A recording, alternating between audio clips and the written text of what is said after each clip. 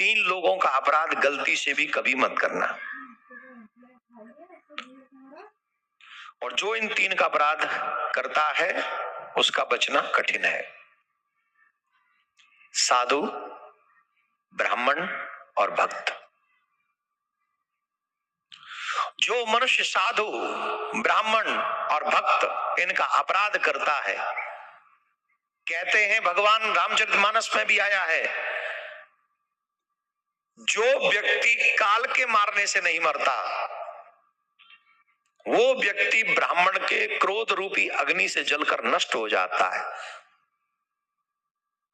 और उसे ब्राह्मण जलाए न जलाए पर भगवान उसे जरूर जला देता है, साधु जलाए न जलाए पर भगवान उसे जरूर जला देता है। इसलिए गलती से भी गलती करके तीन का अपराध मत करना, साधु, ब्राह्मण और भक्त। और भक्त की कोई जाति नहीं होती, जिसके माथे पे तिलक हो, गले में कंठी हो, हाथ में कलावा हो, मुख में भगवान का नाम हो, वैष्णव हो, वैष्णवों के चिन्ह दिखे, उन सबको भक्त मानो और उनका अपराध मत करो। इन तीन से बचे रहो। भगवान के परिवारिक जनों ने, जो यदुवंशी कुछ बच्चे थे, उनकी मति भ्रम हुआ और उन्होंने साधुओं का मजाक उड़ाने के लिए क्या किया जानते हो? एक बच्चे को साड़ी पहनाई, पेट से कढ़ाई बांध दी और कहा महाराज ये स्त्री गर्भवती है, बताइए कृपा करके पुत्र होगा या पुत्री। आजकल की तरह थोड़ी था पहले, हालांकि पहले भी वशिष्ठ जी ने भी किया है, बहुत सुंदर लीलाएं हुई है पहले भी लड़के लड़की बन जाते थे। ऐसी कई उदाहरण है, जैसे चाहिए हम दे देंगे। आजकल तमाम लड़के हैं वो लड़की बनना चाहते हैं, लड़कियां वो लड़का बनना चाहते हैं। ये भगवान जी बवंडर कहाँ जाए के रुका है, वो पता ही ना चल रही, कोई अपनी योनि में खुश ही ना है। लड़की कह रही है हमें लड़का बना दो, लड़का कह रहा हूं हमें लड़की बना दो। कई लड़के लड़की बन के घूम रहे, कई लड़कियां लड़के बन के घूम रहे। भैया जो ठाकुर जी ने बनाए कहा वही बने रहे भाई, ते हाथ जोड़े, या जन्म में काट ले, अगले जन्म में ना देख लियो, कोई सेटिंग कर लियो, अगली बार बदल जाइयो भाई, या जन्म में तो काट ही ला भाई, तेरे हाथ जोड़े। ऐसा मत करे भाई, ऐसा मत करे, अरे अच्छो बदनाम कर रहा है। राधे राधे। मैं बहस निवेदन कर रहा हूँ, मैं किसी को फोर्स नहीं कर रहा हूँ। भैया काट सको तो काट लियो, ना तो तुम देख लो, बहुत लोग काट पीट कर रहे हैं, देख लो। साधु को लगा कि ये तो हमारा अपमान कर रहे हैं, तो उन्होंने साप दे दिया, जनश्यति यो मंदा मूसलम कुलनाशनम, इससे एक मूसल जन्म लेगा तुम्हारे कुल का नाश कर देगा। हटाया तो महाराज मूसल निकल पड़ा। अब तो डर गए, अब उस मूसल को पीसे। उग्रसेन जी ने बताया था कि इस मूसल को पीस के समुद्र में बहा दो, उन्होंने समुद्र में फेंक दिया। एक कील बची थी इतनी सी, वो भी फेंक दी, उसे मछली ने निगल लिया, मछली को शिकारी ने पकड़ लिया, शिकारी ने वो कील जब निकाली तो वो तीर के आगे लगा ली, और वो जो चूरा फेंका था वो चूरा ही समुद्र की लहरों से बह बहकर सागर के तट पे आ गया, उससे एल का नाम की घास बन गई, और उसी एल का नाम की घास से नमो नमः हुए। और भगवान श्री कृष्ण ने बलराम जी को कहा आप भी पधारो, तो बलराम जी महाराज विशेष स्वरूप धारण करके पाताल गए। उसके बाद में स्वयं भगवान श्री कृष्ण एक वृक्ष के नीचे बाएं चरण के ऊपर दाएं चरण को रखकर बैठ गए। शिकारी को जैसे भगवान का चरण जो ऐसे रखा था ना, वो दूर से लग रहा था मृग का मुख है,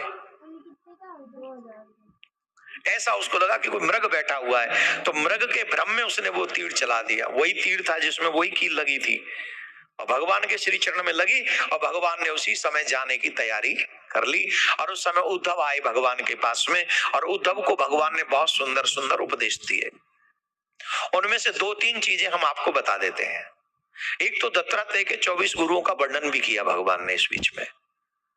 शिक्षा गुरु बहुत हो सकते हैं, पर दीक्षा गुरु एक ही होते हैं। शिक्षा तो हम जिससे जो ले लें, तो दत्तात्रेय जी के 24 गुरु थे, उनमें से उन्होंने एक गुरु बनाया वैश्या को। किसको? ये सुनो, वैश्या को गुरु कैसे बनाया? बोले एक वैश्या थी, बड़ी सुंदर थी, चाहने वालों की लाइन लगी रहती थी, राजा महाराजा अपॉइंटमेंट लेके मिलते थे, राजे महाराजे, इतनी सुंदर थी वो, लाइन लगाकर लोग आते थे मिलने। समय गुजरा, आयु गुजरी, जवानी ढलान की तरफ गई, थोड़ा बुढ़ापा बढ़ा, झुर्रियां पड़ी, तो जो काजल जवानी में सुंदर दिखाता था वही काजल बदसूरत दिखने लगा, उसी जो लगाती थी अजीब लगने लगी।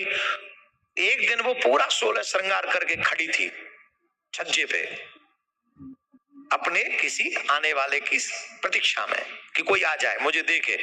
सुबह श्रृंगार करके छज्जे पे खड़ी हुई, सुबह से दोपहर हुआ, दोपहर से शाम हुई, शाम से अंधेरा छा गया और वो कोई एक व्यक्ति ने उसकी तरफ देखा तक नहीं। इसीलिए मैं जवानों से हमेशा कहता हूं, अभी जवानी का नशा छाया, बड़े मगरूर रहते हो। अभी जवानी का नशा छाया, बड़े मगरूर रहते हो। जो सच्चा मार्ग है भक्ति का, उसी से दूर रहते हो। निकल जाएगा जब समय, कुछ दिन में जवानी का सदा स्थिर नहीं रहता। बबूला है ये पानी का, ये बबूला है पानी का। जवानी हमेशा रहने वाली। हाँ, ताली मत बजाना क्योंकि तुम्हारे हाथों में मेहंदी लग रही है ना आज। आलसी कहीं के, चलना पड़ेगा।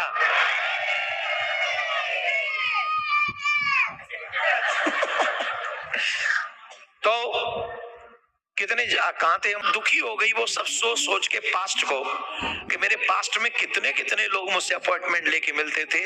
आज इस समय ने ऐसा कर दिया कि मुझे देखना ही कोई चाहता। बड़ी जोर जोर से वो रोने लगी, वो सर पटकने लगी अपना कि मैंने ही गलती। और सोचते सोचते उसके मन में क्या आया जानते हो? ये गलती दुनिया की नहीं, ये गलती मेरी है। जितना सजी धजी, जितना श्रृंगार मैंने इस दुनिया के लिए किया है, अगर उससे आधा भी समय मैंने ठाकुर जी के लिए श्रृंगार किया होता तो आज मुझे रोना नहीं पड़ता।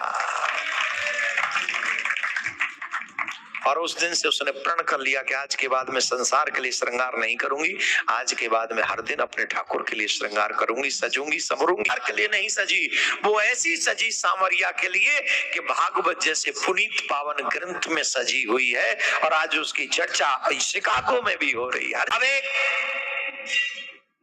then comes to Krishna, touch his feet and make the one relationship with him. Whatever relation do you like, it's up to you. Krishna will make you happy here in the earth. हर जगह तुम्हें खुश रखेगा।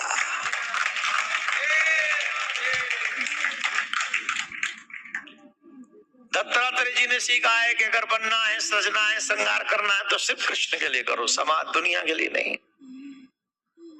ये उनकी गुरु थी। तो ये बात नोट कर ले आप लोग सभी। सजना है मुझे सजना के लिए। सजना हाड़ मास का पुतला मेरा सजना नहीं। मुझे सजना कौन है? सांवरे रसियाते अपनी पुरानी यारी, यारी यारी यारी।